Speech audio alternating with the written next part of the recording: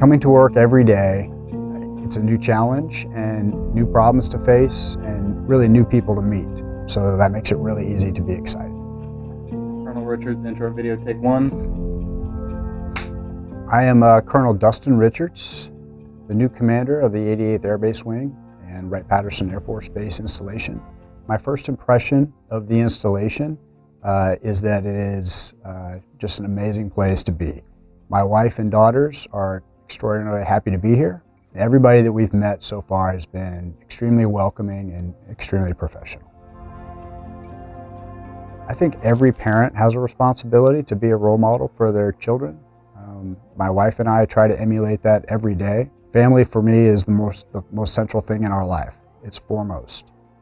Really endeavor to have our meals together at night. We try to wake up in the morning with them, and we know that family is going to outlast Air Force service. Whether that's a 4-year term of service or 30+ years in the uniform, you want to leave the Air Force with the same family that you have. And to do that requires investing in them and caring about their growth and development. My leadership philosophy really boils down to caring deeply about each of the folks that I work with, but also having accountability for what our requirements are. So we can really care for our folks, but we can also challenge them if things aren't going where they should be, and figuring out what challenges they're facing or what barriers they have to doing the mission.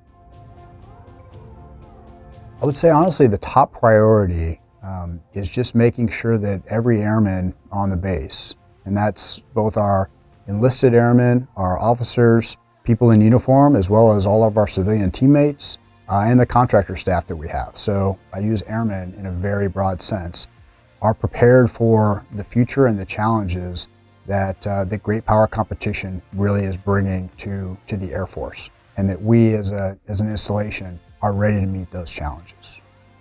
So as we look at great power competition, the mantra for the 88th Air Base Wing has always been strength through support.